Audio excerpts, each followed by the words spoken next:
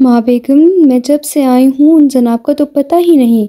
सुबह मेरे उठने से पहले ही ज़मीनों पर चले जाते हैं और फिर मेरे सोने के बाद ही वापस आते हैं। 3 दिन हो चुके हैं मुझे आए हुए, लेकिन मजाल है ज़ावियार भाई से एक बार भी मुलाकात हुई हो। वो पिछले 3 दिन से अपने घर आई हुई थी, मगर ज़ावियार कामों में इतना मसरूफ़ था कि वो अपनी लाडली बहन से मिलने का वक्त भी ना निकाल पाया। और अब तो शिकवा करने का वक्त था।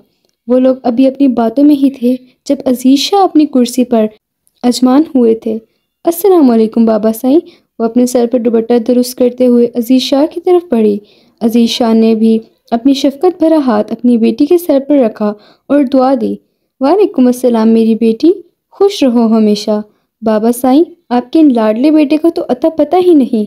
इतना नहीं हुआ कि बहन आई हुई है, इंसान मिल ही लेता है, लेकिन नहीं, अब तो आपकी जगह गद्दी पर बैठने वाले हैं ना। नहीं, सरदार जो बनने वाले हैं। आप माने या ना माने, नखरा आ गया है इनमें। वो नाक चढ़ाते हुए सोफे पर गिरने वाले अंदाज में बैठ चुकी थी। और किस में नखरा आ गया है, कोई मुझे बताएगा? दाखिली दरवाजे से ज़ावियार अंदर दाखिल हो रहा था। पहले तो रूबी ने सोचा कि वो नाराज़ है, मगर अगले ही पल नाराज़गी को एक तरफ रखकर वो भाई की तरफ बढ़ी। वो ऐसे ही थी, वो ज़्यादा देर लोगों से नाराज़ नहीं रह पाती थी, तभी तो उसने पूरे ख़ानदान में सबसे ज़्यादा रहम दिल कहा जाता था। ज़ेबी भाई, मैंने आपको बहुत मिस किया। 3 दिन से आपकी राह देख रही हूँ, लेकिन आपको तो कोई ख्याल ही नहीं है अपनी बहन का। वो मुंह पर मसनूई गुस्सा सजाते हुए लाड वाले अंदाज में कह रही थी। ज़ावियार ने उसके माथे पर बोसा दिया और उसे सीने से लगाया। मेरी बेटी नाराज़ है मुझसे? क्यों नाराज़ है? इसलिए कि मैं उससे मिला नहीं, लेकिन मैं तो कुछ सरप्राइज़ प्लान कर रहा था। बस चाहता था जब वो पूरा हो जाए तब मैं तुमसे मिलूं, और देखो आज वो पूरा हो चुका है, तो बस आज तुमसे मिल रहा हूँ और तुम्हें वहीं लेके जा रहा हूँ। सच्ची सरप्राइज़! वो बिल्कुल खुश हो गई थी। उसकी खुशी देखकर अजीज़ शाह और कायनात शाह भी मुस्कुराने लगे। मुच्ची, अब जल्दी से आओ, तैयार होकर नीचे, फिर हम चलते हैं। वो रूबी को तैयार होने के लिए कहकर अपने कमरे की जानिब बढ़ रहा था जब पीछे से कायनात शाह की आवाज़ आई। अगर तुम्हें नहीं मालूम ज़ावियार, तो मैं तुम्हें बता देती हूँ कि जन्नत भी 3 दिन से यहाँ रुकी हुई है। वो उनकी आवाज़ पर सीढ़ियों पर ही ठहर गया था, मगर नागवारी से उसने उनकी तरफ देखते हुए मुंह फेर लिया। अगर तुम जा रहे हो तो जन्नत को भी साथ ले जाओ। अम्मा बेगम, ये सरप्राइज़ मेरी बहन के लिए है, तो बेहतर होगा मैं अपनी बहन को ही सिर्फ वहाँ लेके जाऊँ। वो बीवी है तुम्हारी होने वाली। उनकी आवाज़ हल्की सी बुलंद हुई थी जब अगले ही पल अजीज़ शाह ने खनखरा कर उनको अपनी तरफ मतवज्जा किया। जवान बच्चे से ज़िद अच्छी नहीं है, मगर कायनात शाह थोड़ा ही समझने वाली थी। जन्नत में तैयार होने का कह रही हूँ ना, वो भी तुम लोगों के साथ जा रही है। वो अपना फ़ैसला सुना चुकी थी और ज़ावियार का अब पूरा मूड ख़राब हो चुका था। वो पैर पटकते हुए अब कमरे की जानिब बढ़ रहा था। शाह साहब, मुझे इसके तेवर ठीक नहीं लग रहे। पता नहीं किन सोचों में आजकल पड़ा हुआ है, लेकिन मेरा नाम भी कायनात शाह है। यहाँ पर सिर्फ मेरा हुक्म चलेगा। इसे तो वहीं शादी करनी होगी जहाँ मैं करवाऊंगी। वो एक गरूर से कहकर अपना दुपट्टा सीने पर ठीक करते हुए अब जन्नत के कमरे का रुख कर चुकी थी। जब कमरे में पहुंची तो जन्नत सोफे पर पैर रखे मोबाइल चलाने में मसरूफ़ थी। जन्नत बेटा, वो दरवाज़ा बचाते हुए अंदर की तरफ आई। खाला जान, आए ना आप। वो दुपट्टा कंधे पर रखते हुए इन्हें अंदर बुला रही थी। जल्दी से तैयार हो जाओ बेटा, ज़ावियार बाहर जा रहा है, तो तुम भी उसके साथ जाओ, थोड़ा घूम फिर लो। और जन्नत के चेहरे पर एक मुस्कुराहट ने बसेरा कर लिया था। वो इस बात में सर हिलाते हुए अब कपड़े निकालना शुरू हो गई। भाई, ये फारूक बड़ा कमीना बंदा निकला। जिस लड़की को हम 4 दिन से ढूंढ रहे थे, उस लड़की को अपने घर में छुपाया हुआ है, बल्कि छुपाया नहीं, अगवा करके रखा है। वो हमें दूसरे मामलात में उलझा कर इस वाक़े से दूर रखना चाहता था, लेकिन कल भाई जो हमने अपने जासूस इसके घर पर भेजा था, उसने बताया कि उस लड़की को उसने स्टोर में बंद कर रखा है। क्या करना है भाई? वो सारा वाक़या बता चुका था और अब ब्लैक डेविल के हुक्म का इंतज़ार कर रहा था। 10 घंटे 10 घंटे का टाइम दो। अगर 10 घंटे में उस लड़की को वापस ना लाया तो उसकी नस्लें मिटा दूंगा मैं। उसे बता दो लड़की सही सलामत अपने घर पर पहुंच जानी चाहिए, वरना वजह मेरे पास भी है उसके घर पर हमला करने के लिए।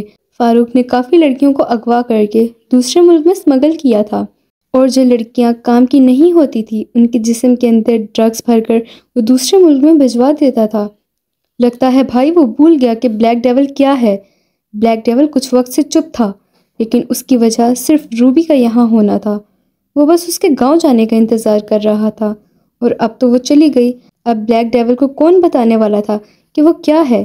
ابھی وہ لوگ اپنی باتیں کر رہے تھے جب لائبریری میں کوئی داخل ہوا۔ بلیک فراک گھٹنوں سے نیچے تک آئی ہوئی، بال کیچر میں قید، آنکھوں میں سرما لگائے، دوپٹے کو سر پر ٹھیک سے اوڑھے، وہ انتہائی حسین لگ رہی تھی۔ اس کی رنگت گوری ویسی ہی تھی، اور اس میں اس کی ناک میں ہلکا سا ہیرا چمک رہا تھا جس نے اس کی شخصیت میں اور 4 چاند لگا دیے تھے۔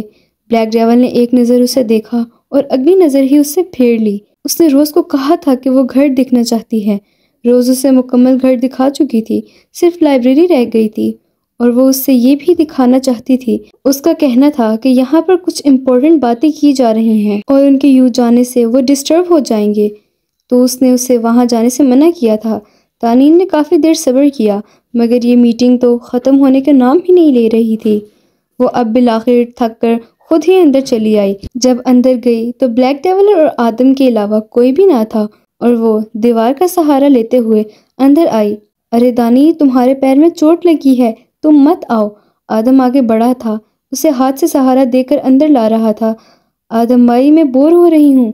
جب گاؤں میں ہوتی تھی تو پورا گاؤں گھومتی تھی، جب تک پورے گاؤں والے سو نہیں جاتے تھے تب تک، لیکن یہاں دیکھو کچھ بھی نہیں ہے گھومنے کو۔ میں تو یہاں بور ہو گئی ہوں۔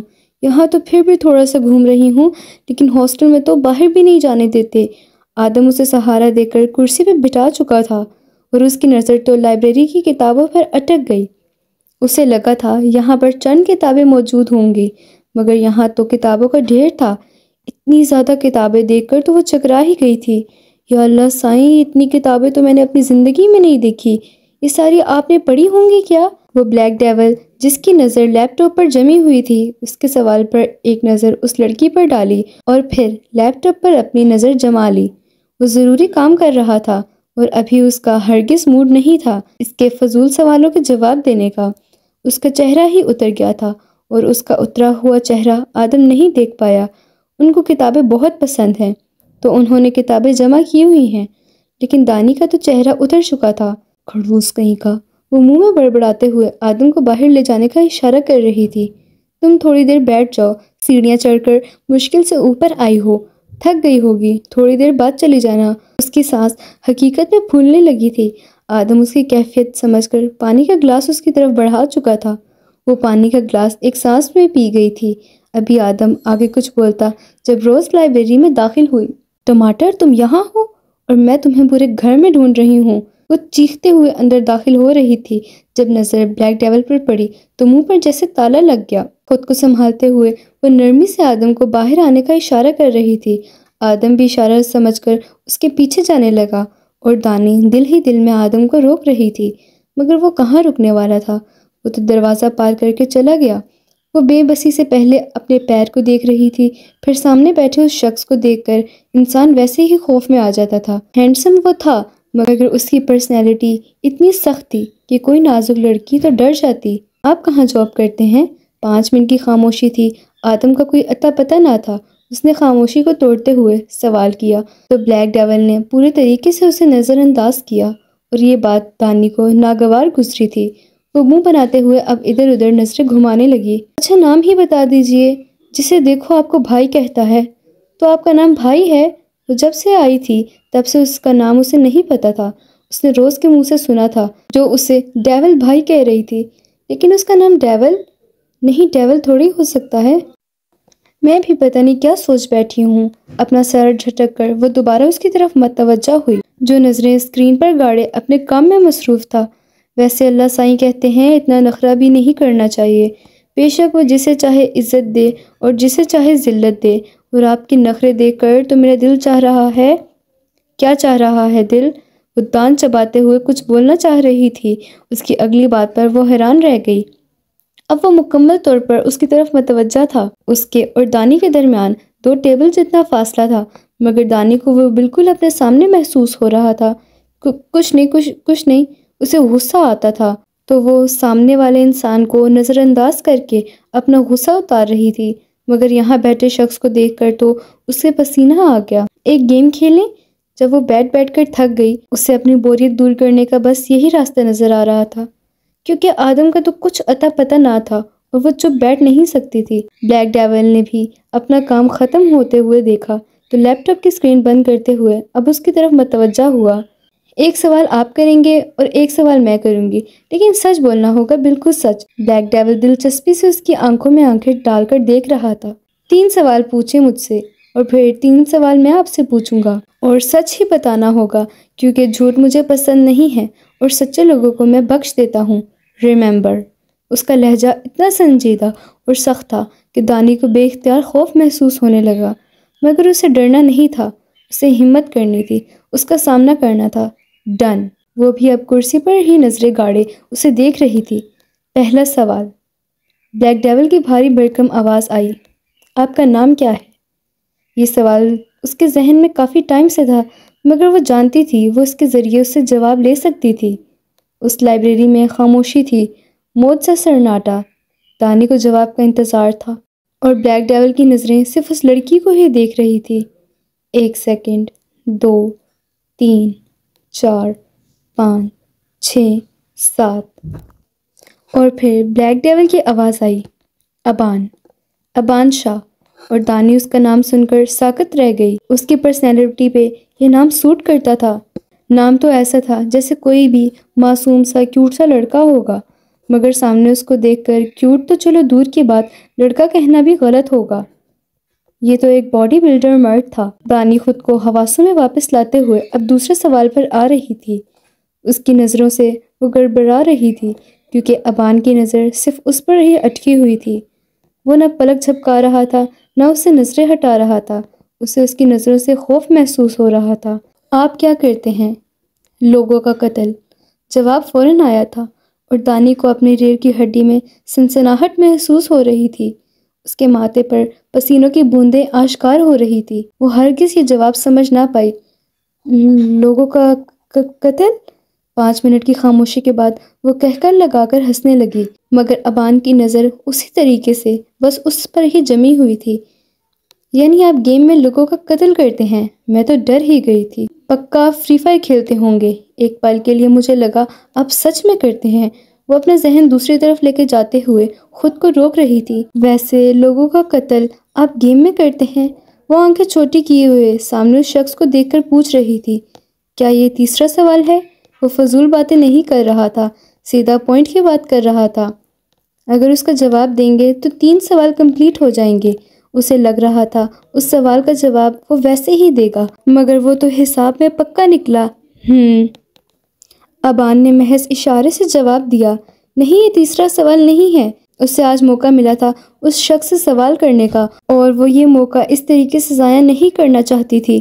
وہ کچھ ایسا پوچھنا چاہتی تھی وہ شاید کسی کو نہ پتا ہو، لیکن ایسا کیا ہو سکتا تھا؟ وہ سوچتی رہی جب ابان کی آواز اس کے کانوں میں آئی، ٹائم اپ۔ دانی جو سوچوں میں گم تھی، اس کی آواز پر ایک دم اس کی طرف نظریں گھما کر دیکھنے لگی۔ اس گیم کا رول ہے کہ 5 منٹ میں سوال کرنا ہے۔ اگر 5 منٹ میں سوال نہ کیا تو سوال ضائع ہو جائے گا، تو تمہارا سوال ضائع ہو چکا ہے۔ وہ مزے سے ٹانگ پر ٹانگ رکھے اسے بتا رہا تھا، لیکن مجھے نہیں پتا تھا یہ کون سا رول ہوا، مجھے پہلے بتانا چاہیے تھا آپ کو۔ وہ گڑبڑا رہی تھی۔ اس سے اچھا تھا تو وہ یہی سوال پوچھ لیتی جو وہ تھوڑی دیر پہلے ہی پوچھ رہی تھی۔ ابھی وہ زیادہ مذمت کرتی جب اس کی آنکھوں میں ناگواری وہ بخوبی محسوس کر چکی تھی، اور اس وقت وہ چل بھی نہیں سکتی تھی۔ اسے ڈر لگ رہا تھا کہ اگر اس شخص کو غصہ آ گیا اور کہیں اس نے اس کا گلا دبا دیا تو وہ مر جائے گی، پھر ڈاکٹر کون بنے گا، اماں ابا کا سپنا کون پورا کرے گا، گاؤں واپس کون جائے گا۔ بہت سارے اندیشوں نے اس کے اندر جنم لے لیا تھا۔ وہ بس چپ رہنے میں ہی اپنی عافیت جانتے ہوئے چپ ہو گئی۔ میری باری۔ اور وہ دل ہی دل میں دعائیں کر رہی تھی کہ کوئی ایسا سوال نہ کر لے جس سے وہ جواب ہی نہ دے پائے، کوئی مشکل سوال نہ کر دے۔ وہ دل ہی دل میں دعائیں مانگتے ہوئے اب اس پر نظریں ٹکا کر سوال کا انتظار کر رہی تھی، اور اس کے سوال پر تو گویا کسی نے دانی کے جسم سے خون نچوڑ لیا ہو ایسا محسوس ہو رہا تھا۔ کیا تم نے کسی کا قتل ہوتے ہوئے دیکھا ہے؟ وہ گھبراتے ہوئے کرسی پر اپنی گرفت مضبوط کر چکی تھی۔ اس کی آنکھوں میں ایک عجیب سا تاثر تھا جو دانی کو ڈرنے پر مجبور کر رہا تھا۔ بے اختیار دانی کے دل نے آدم کو پکارا تھا، لیکن اس کا تو کچھ اتا پتہ نہیں تھا۔ قتل میں نے نہیں، میں نے ایسے کبھی نہیں دیکھا۔ اس کے تو لفظ جیسے گلے میں ہی مر گئے تھے۔ وہ خود کو کافی بہادر دکھا رہی تھی مگر اندر سے اتنی ہی بزدل تھی، اور اس شخص کو دیکھ کر تو کوئی بھی گھبرا جائے، اور وہ تو پھر بھی ایک معصوم سی لڑکی تھی۔ مجھے جانا ہے۔ وہ اٹھنے کی کوشش کر رہی تھی مگر پیر پر دباؤ پڑ رہا تھا جس کی وجہ سے وہ اٹھ نہیں پا رہی تھی۔ ابان نے پہلے اس کو دیکھا، پھر اس کے پیر کو دیکھا۔ وہ اپنی جگہ سے اٹھا اور دانی نے خوف سے آنکھیں بند کر لی۔ میں نے کچھ نہیں کیا، مجھے کچھ مت کیجیے گا پلیز۔ وہ ہکلا کر لفظ ادا کر رہی تھی۔ وہ گھبراتے ہوئے اسے دیکھ رہی تھی۔ وہ اپنی دلکش آنکھیں اس پر جمائے اسے کونے سے پکڑ کر کھڑا کر رہا تھا۔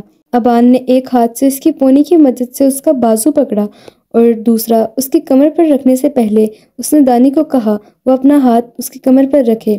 پہلے تو وہ سمجھ نہیں پائی مگر اس کا خوف ہی اتنا تھا کہ وہ ڈر کر اپنا ہاتھ کمر پر رکھ چکی تھی، اور ابان نے اپنا دوسرا ہاتھ اس کی کمر کے اوپر اس کے ہاتھ پر اپنا ہاتھ رکھ دیا۔ دانی بالکل سہم گئی۔ وہ اپنے سانسیں جو حلق میں اٹکی ہوئی تھی بحال کرنے کی کوشش کر رہی تھی۔ وہ اب اسے سہارا دے کر باہر کی طرف لے کے جا رہا تھا، اور وہ تو بس حیران ہی رہ گئی تھی۔ اس سے یہ لڑکی بہت بری لگتی تھی، بہت دماغ خراب کرتی تھی، اور اگر ایسا تھا تو میری مدد کیوں کر رہا تھا؟ آج کے ناول کی قسط صرف یہیں تک تھی۔ اگر آپ کو ناول اچھا لگا ہو تو ہمارے چینل کو لائک اور سبسکرائب لازمی کیجیے گا، اور بیل کے آئیکن پہ بھی لازمی کلک کیجیے گا، اور کمنٹ کرنا مت بھولیے گا۔ اللہ حافظ۔